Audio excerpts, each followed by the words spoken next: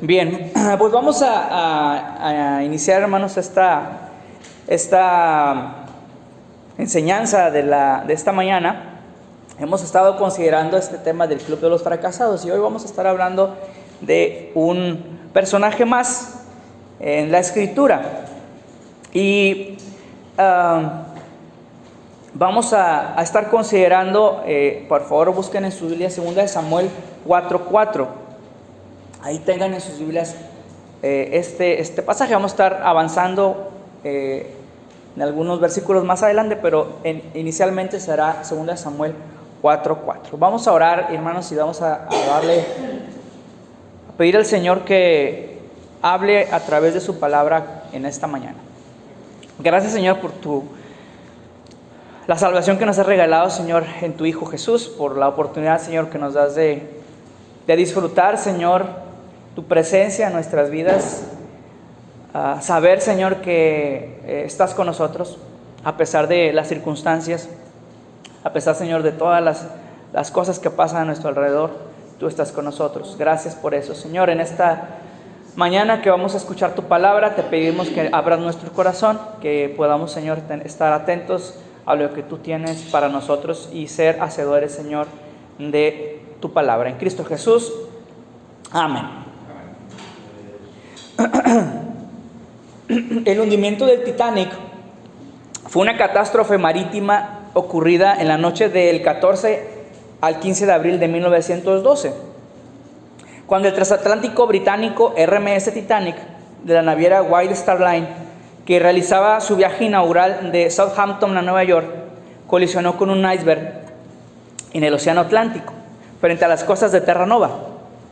La colisión se produjo en el lado de estribor a las 23:40 del 14 de abril, lo que provocó el hundimiento del barco en menos de 3 horas. Fallecieron 1,496 personas por golpes diversos, caídas, ahogamiento o hipotermia, lo que convirtió a este naufragio en el más fatal de la época y en una de las mayores tragedias marítimas en tiempos de paz. Personalidades perecieron durante el naufragio. Sin embargo, el hundimiento del Titanic podría haberse evitado. Fred Flett, un sobreviviente del naufragio, era responsable del avistamiento de eventuales peligros, pero no pudo cumplir su misión por no contar con binoculares. Sucede que estaban guardados bajo llave y la persona con esa llave era un miembro de la tripulación que no abordó el barco. Claro, ocurrieron otros hechos, ¿verdad?, relacionados, pero parte de eso fue que alguien tuvo un terrible error. Más temprano que tarde, hermanos, el fracaso llegará a nuestra vida. Hemos hablado al respecto. Los fracasos llegan la mayoría de las veces gracias a nuestros propios errores o nuestras malas decisiones. Y lo que nos cuesta es asumir, o lo que nos queda es asumir las consecuencias de esos actos. Sin embargo, ¿qué pasa cuando el fracaso viene por un factor externo? Cuando nosotros somos afectados por otros o por el fracaso de esa persona. ¿Qué pasa cuando eso ocurre? Hoy vamos a estar considerando precisamente al respecto. Sufriendo el fracaso de otro. En 2 de Samuel 4:4, si buscan, si lo tienen ahí en su Biblia, ¿me puedes traer un vasito de agua, por favor? Gracias.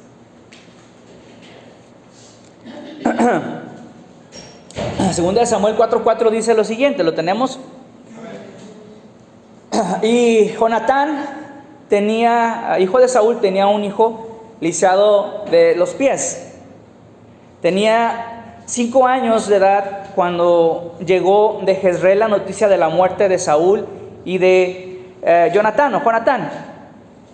Y su nodriza le tomó y huyó, y mientras iba huyendo apresuradamente se le cayó el niño y quedó cojo. Su nombre era Mefiboset. Ahora no vi si alguien le atinó en las pistas que puso el hermano, gracias, Feliciano ahí en el WhatsApp. El personaje es Mefiboset. He predicado algunas otras ocasiones de este personaje y siempre tiene algo nuevo que enseñarnos. Y hoy no será la excepción. Mefiboset había nacido como príncipe. Vamos a tener eso en mente. Mefiboset había nacido como príncipe. Aquí nos dice. Su abuelo fue el primer rey de Israel, Saúl. Y hasta los 5 años de edad, Mefiboset tenía lo que digamos la vida hecha. ¿Sí? Hasta los 5 años de edad tenía la vida hecha. Vivía en el palacio. Tenía personas que lo servían. Es lo que algunos podríamos haber deseado, ¿verdad?, en nuestra vida alguna vez. Haber nacido en un hogar sin carencias económicas, ¿verdad? Un hogar donde no tuviéramos que vestirnos de la ropa que iba dejando el hermano mayor. O comprar del mercado. Ahí en una serie, ya va a ser promoción, hay una serie donde el máximo que tenía este niño de ilusión era tener unos pantalones nuevos, porque siempre decía que siempre sus hermanos les dejaban eran 3, bueno, eran 4, entonces le iban dejando a él el más chiquito el pantalón, y dice ya, quiero un pantalón que no huela nada, que no tenga nada pegajoso, etcétera, etcétera, ¿no? Era su ilusión tener unos pantalones nuevos. Quizá algunos, ¿verdad?, hubiéramos querido recibir un regalo en nuestro cumpleaños que no fueran solo calcetines, ¿no?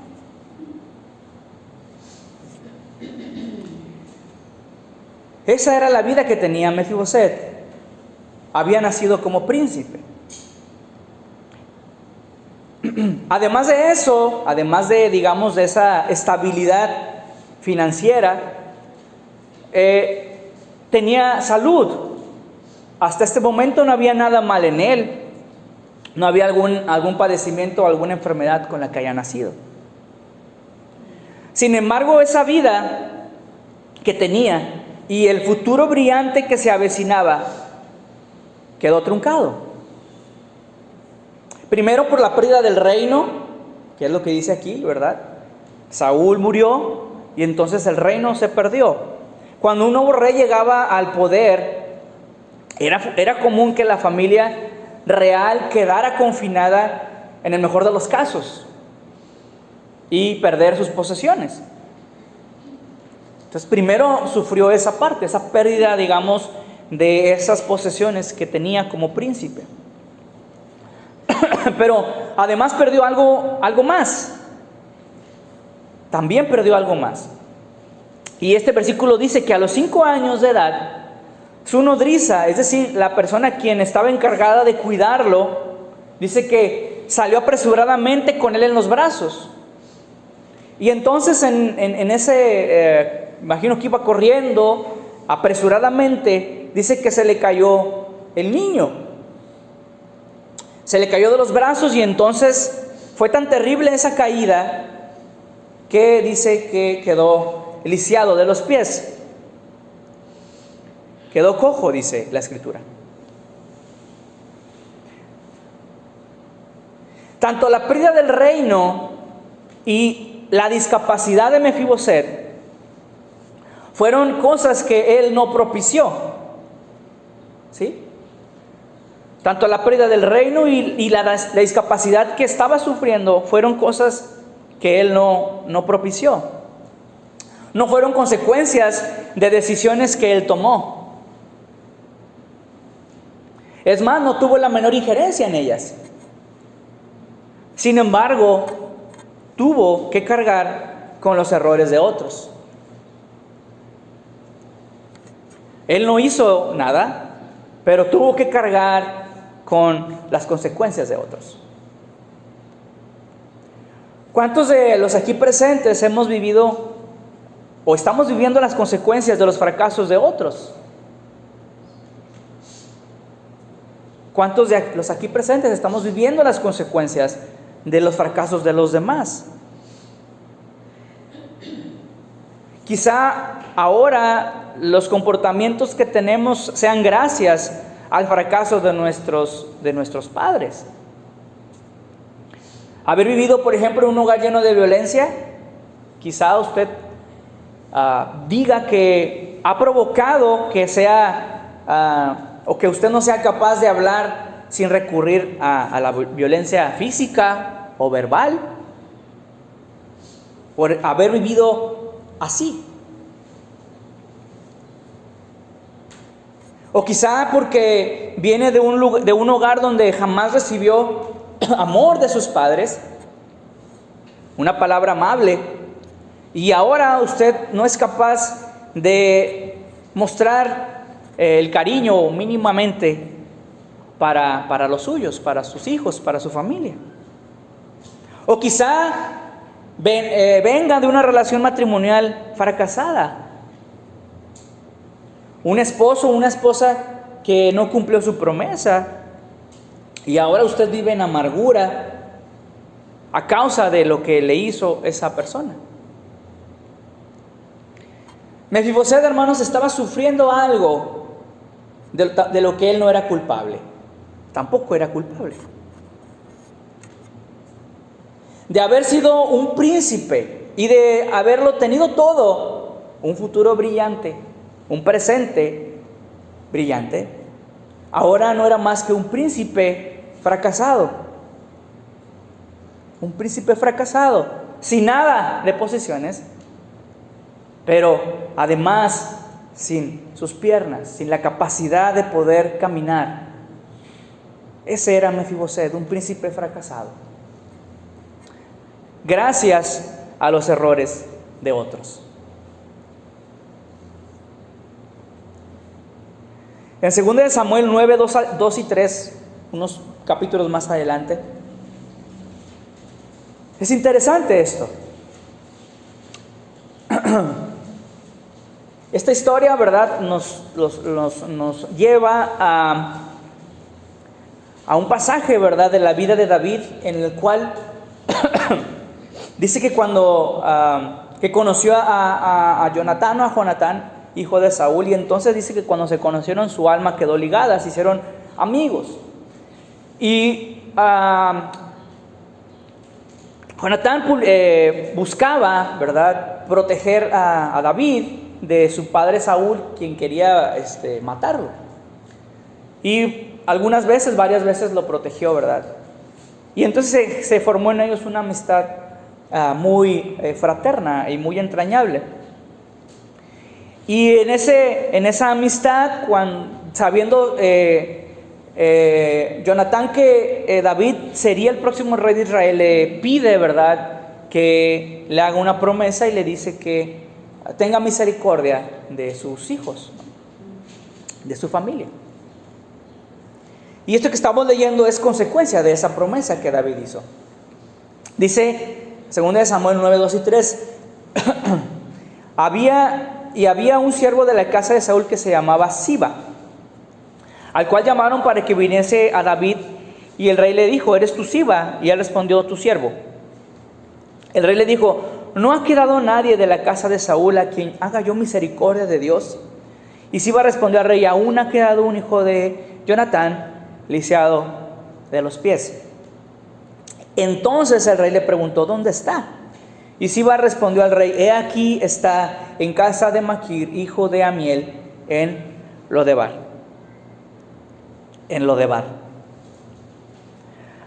Años después, hermanos, del accidente donde Mefiboseth había quedado imposibilitado de los pies, encontramos a David buscando a alguien de la casa de Saúl para hacer misericordia. Entendemos que esto es consecuencia de lo que les decía, de la promesa que David había hecho a su amigo. Efectivamente, un hijo de Jonatán estaba con vida. Su nombre era Mefiboseth, y dice el siervo: está lisiado de los pies. Y dice que vivía en un lugar llamado, ¿cómo? Lodebar, así se llamaba el lugar donde vivían. Lodebar era una pequeña aldea ubicada en el sector de Galat, a 13 kilómetros del mar de Galilea, y también es conocido como Debir. En 2 de Samuel hay referencias al respecto en Josué 13:26. Su nombre, el nombre que tiene este lugar, Lodebar, tiene un significado pues algo oscuro, algo siniestro. Era un lugar nada atractivo para vivir y mucho menos soñar con un futuro prometedor ahí. Etimológicamente, Lodebar significa no palabra. No palabra. Un lugar donde, según se creía, la palabra de Dios ni siquiera llegaba. Sus habitantes estaban incomunicados del resto de Israel y, por lo tanto, del Señor. Lodebar era una tierra marcada por la soledad. Pero también Lodebar tiene otros significados aparte de esto. Significa sin pastos, tierra seca, sin frutos. En esta tierra la aridez era tan severa que no crecía hierba para los animales, y la sequedad del suelo era tal que tampoco se podía sembrar. Según se creía, este lugar era un sitio inhóspito, donde se refugiaban los endeudados, los despojados, los perseguidos, los abusados, es decir, todos aquellos que habían sido golpeados por la vida. Resulta interesante saber dónde estaba viviendo Mefiboset. Vivía en Lodebar, un lugar inhóspito, apartado y deprimente. Es significativo esto porque nos muestra la situación interna en la cual Mefiboset estaba sumido. Quería estar solo. Quería estar solo Mefiboset. Aquellos que han vivido o hemos vivido un fracaso, podemos entender este comportamiento del personaje.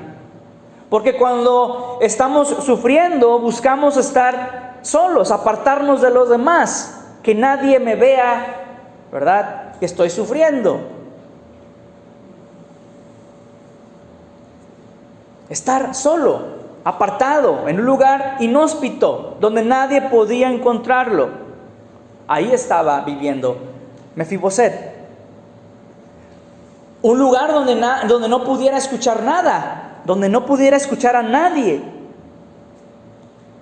Cuando se está sufriendo, nos hace daño la felicidad de los demás.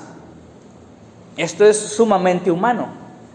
Cuando alguien está sufriendo, lo que menos quiere es escuchar que alguien más sea feliz. Me imagino que esto sentía Mefiboset. Él estaba lisiado de los pies. Y la persona que lo había tirado, que se había equivocado, estaba tan campante. Podría ir a donde quisiera sin necesidad de ayuda como él. Los que le habían arrebatado el reino que antes tenía, vivían en la abundancia, mientras que él no tenía nada. Este tipo de pensamientos, hermanos, se presentan en la mente de cualquiera que sufre. Se pregunta, ¿por qué los demás tienen lo que yo no? ¿Por qué los demás son felices y yo no? Cuando estamos sufriendo o estamos en el fracaso, no queremos escuchar las buenas noticias de otros.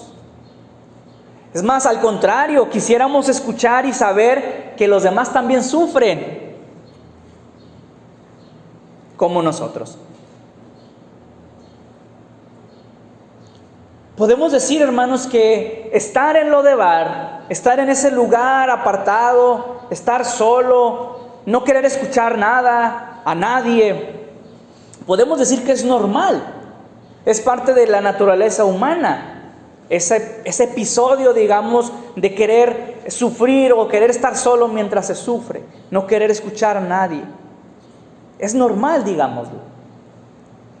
Sin embargo, hermanos, lo peligroso es quedarse a vivir en Lodebar, hacer morada ahí. Mefiboset no estaba ahí de paso, no es que pasó por Lodebar, ¿verdad? No. Dice que vivía en Lodebar. Vivía ahí, hizo morada, hizo hogar en Lodebar. Lodebar era un sitio para exiliados, donde prácticamente se estaba condenando, donde no llegaba la palabra, que es lo que dice el significado de su nombre. Cuando estamos sumidos en el dolor, hermanos, estamos como viviendo en Lodebar, habitando en Lodebar, estar en la aridez, separados de los demás.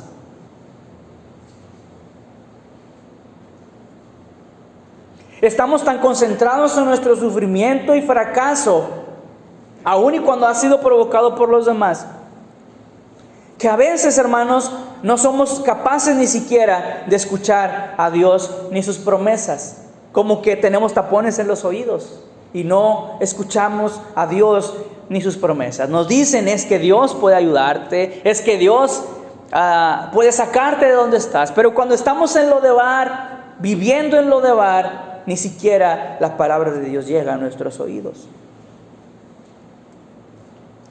Porque hemos hecho morada en Lodebar. Por eso vemos, hermanos, a cristianos que después de pasar fracasos, después de haber pasado sufrimientos, se apartan del camino. Piensan que es tanto lo que les ha pasado, es tan profundo lo que los han hecho sufrir, que Dios los ha abandonado, que es síntoma de que a Dios no le interesan.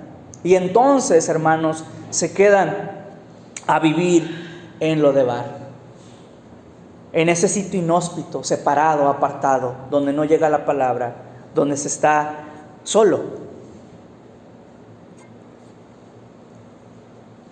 ¿Qué tiene de atractivo vivir en un lugar como ese?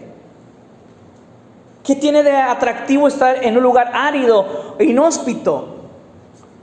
Si nos dieran a elegir entre vivir en la playa y en el desierto, salvo que usted sea Contreras, va a decir que en el desierto, pero la mayoría va a decir en la playa, ¿no?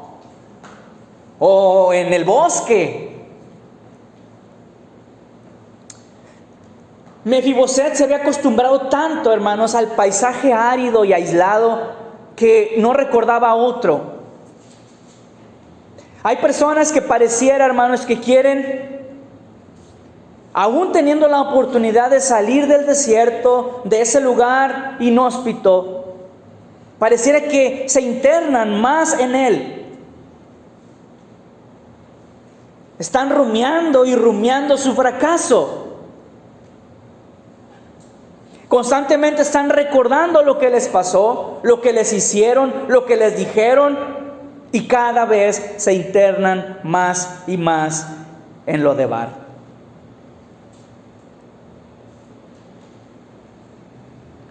Uno se puede dar cuenta que siguen viviendo ahí porque después de haberse equivocado una vez y fracasado, vuelven a tomar las mismas decisiones.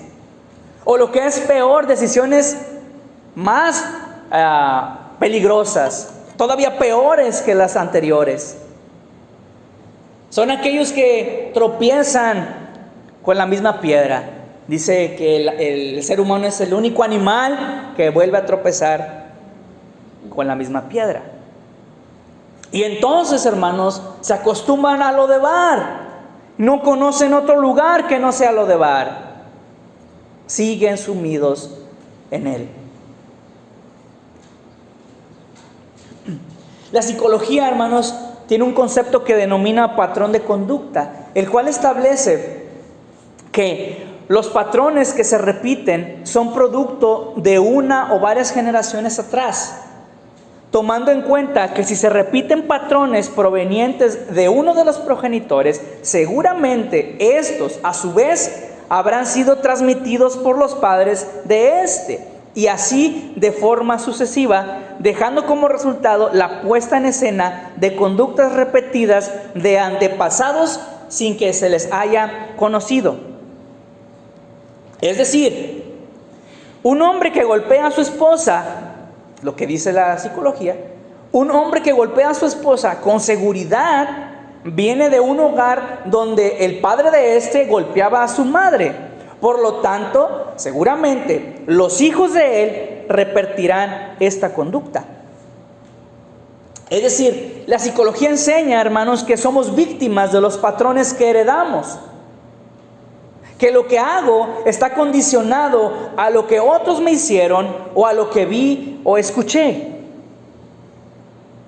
Y la mayoría de las veces cuando algo malo nos ocurre o fracasamos, somos propensos a culpar a otros por ello. La psicología enfatiza esto. Dice que siempre somos víctimas de nuestro entorno, de nuestra familia, etc. Y esto es un comportamiento humano, puramente humano. Cuando le dijeron a la mujer, ¿verdad? El Señor le dice, ¿qué has hecho? Ella le dijo, no, Señor, es que la serpiente me engañó.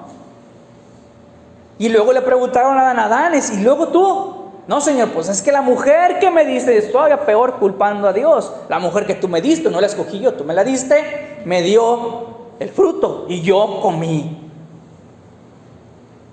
Ese es el comportamiento humano por excelencia. La psicología dice eso. Soy fruto de los errores de los demás. En el caso de Mefiboset, hermanos, él fue víctima del fracaso de otros. Eso sí es cierto. Fue fruto del fracaso de otros. Sus piernas atrofiadas no eran culpa de él. Pero hermanos, lo que él sí había decidido, lo que él estaba decidiendo día tras día, era vivir en ese lugar árido y desolado. Eso era una decisión que él tomó. Él había decidido hacer morada en Lodebar. Vivir en un lugar inhóspito, apartado y desolado. ¿Cómo salir de Lodebar? ¿Cómo salir de ese lugar sin palabra, de ese desierto? Bueno, muchos acuden, hermanos, a puertas falsas para salir de esa desolación y tristeza. La puerta falsa por excelencia es el suicidio.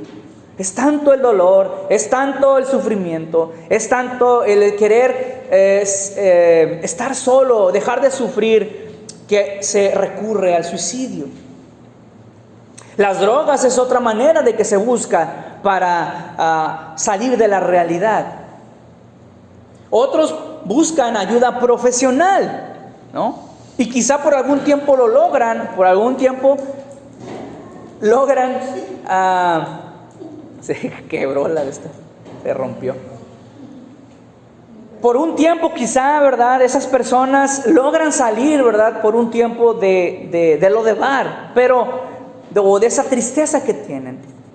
Pero cuando los vuelven a lastimar, cuando los vuelven a usar, o cuando se sienten defraudados, cuando son víctimas del fracaso de otros, entonces vuelven al mismo sitio donde antes estaban.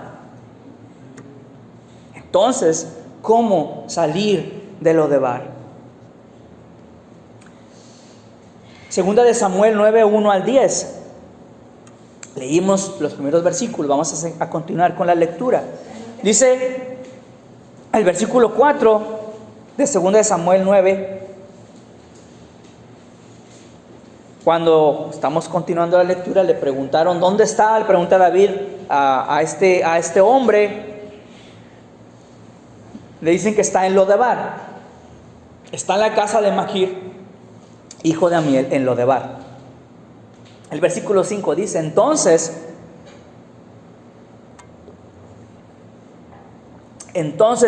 envió el rey David y le trajo de la casa de Maquir, hijo de Amiel, de Lodebar. Entonces, dice, envió el rey David y le trajo de la casa de Maquir, hijo de Amiel, de Lodebar. Y vino Mefiboset, hijo de Jonatán, hijo de Saúl, a David, y se postró sobre el rostro e hizo reverencia. Y dijo David: Mefiboset. Y él respondió: he aquí tu siervo. Y le dijo David: no tengas temor, porque yo a la verdad haré contigo misericordia por amor de Jonatán tu padre, y te devolveré todas las tierras de Saúl tu padre, y tú comerás siempre a mi mesa. Y él, inclinándose, dijo: ¿quién es tu siervo para que mires a un perro muerto como yo? Entonces el rey llamó a Siba, siervo de Saúl, y le dijo: todo lo que fue de Saúl y de su casa yo lo he dado al hijo de tu señor. Tú pues le labrarás las tierras, tú con tus hijos y tus siervos, y almacenarás los frutos, para que el hijo de tu señor tenga para comer. Pero Mefiboset, el hijo de tu señor, comerá siempre a mi mesa. Mefiboset, hermanos, no salió solo de Lodebar. Mefiboset no salió de Lodebar. Tuvo que intervenir alguien para arrancarlo de ese sitio inhóspito. David, el versículo 5 dice: David dice que lo trajo, ¿verdad? O mandó por él, que lo trajeran. El versículo 8 vemos cómo se sentía Mefiboset. Dice que: ¿y quién soy yo para que mires a este perro muerto? Y el versículo 7 dice cómo David le indica que no tenga miedo y que le iba a restaurar lo que antes tenía. Cuando leemos, hermanos, esta conclusión de esta historia, nos emociona lo que pasa con Mefiboset. Quizá lo que más nos guste es el tema de la restauración, ¿no? Escuchar cómo le es regresado lo que antes tenía. Pareciera que es el final de cualquier telenovela de Televisa, ¿no? La chica pobre que nace pobre y al final resulta que es la rica, ¿verdad? Y se casa con el galán. Sin embargo, hermanos, este final no ocurre así en la mayoría de los casos. Ese no es el final en la mayoría de los casos. El fracaso de otros, hermanos, o nuestros propios fracasos nos van a perseguir. Vamos a sufrir sus consecuencias. Es posible que siempre las recordemos.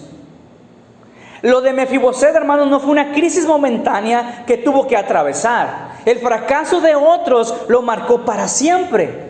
Lo acompañó el resto de su vida. Cada vez que se viera los pies, cada vez que intentara caminar.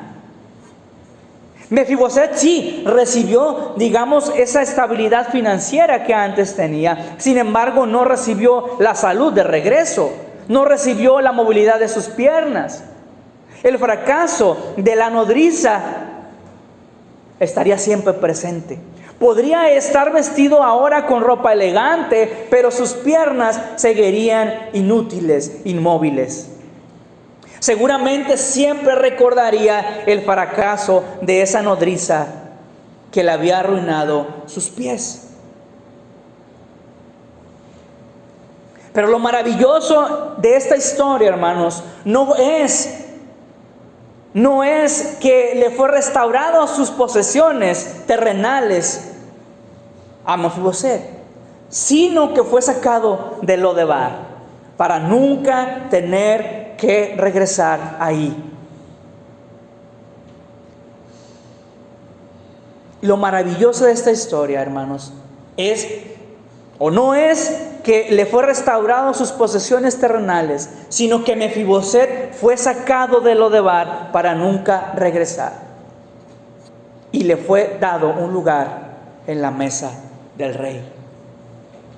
Eso es lo maravilloso de la historia. El Salmo 40 dice: pacientemente esperé a Jehová, y se inclinó a mí y oyó mi clamor.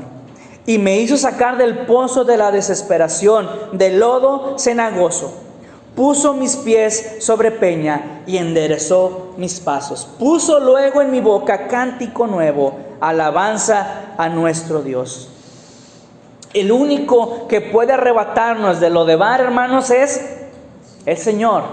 Es el único que puede arrebatarnos de Lodebar, de ese lugar inhóspito, del desierto de nuestra alma, el Señor. A manera de conclusión, hermanos, llevémonos esto. Mi hogar, su hogar, no está en Lodebar. Su hogar, hermanos, mi hogar, no está en Lodebar. Nuestros fracasos, hermanos, nos provocarán tristeza y desolación. Nos vamos a sentir solos y desamparados. Quizá suframos en nuestro cuerpo el dolor provocado como consecuencia de estos fracasos. Probablemente la amargura, hermanos, llegará a nuestra vida cuando estemos sufriendo el fracaso de otros. Quizá mientras veamos cómo los que nos hicieron sufrir están bien, son felices y son plenos. Cuando nuestra alma esté en Lodebar, en ese lugar árido e inhóspito, hermanos, recordemos que es el Señor el único que nos puede sacar de ahí. No tenemos, hermanos, no tenemos que seguir viviendo en ese lugar. No tenemos que quedar presos en la amargura de nuestra alma.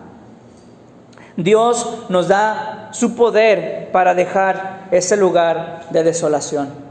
Nos da el poder, hermanos, para dejar la amargura que ha ocasionado el fracaso de otros. Nuestro hogar, hermanos, no está en Lodebar. ¿Dónde está nuestro hogar? En la mesa del Rey. Ese es nuestro lugar, la mesa del gran Rey, el cual nos ha comprado con su sangre. Él es Jesús, Él es quien nos da el poder para perdonar de la manera que Él nos ha perdonado. Mefiboset, el príncipe fracasado que fue sacado de Lodebar para sentarse en la mesa del rey. Esa es la historia de él, hermanos, y es nuestra historia. Si usted está sufriendo en este momento, si está algo en su corazón, está amargado por algo que le hicieron, el sufrimiento, ¿verdad?, que le ha causado a alguien más, o sus propios fracasos, hermanos, no tiene que vivir en Lodebar, no tiene que vivir en ese desierto, no tiene que vivir angustiado, amargado por lo que le hicieron. El Señor le ha dado la capacidad de salir de ese lugar, porque no es su hogar Lodebar, hermanos, su hogar es en la mesa del gran Rey. Vamos a orar. Gracias, Señor, por tu palabra, porque nos das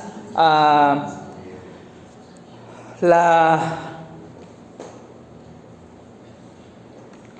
posibilidad, Señor, de salir de ese lugar tan horrible que es Lodebar, Señor, árido, donde no hay nada, ese lugar de tormento, de amargura. Gracias, Señor, porque tú nos has dado a Jesús, quien nos ha rescatado de ahí, Señor, y nos da la oportunidad, la capacidad, Señor, para perdonar, para salir de ese lugar, para restaurarnos, Señor, el lugar que tenemos, que es en tu mesa.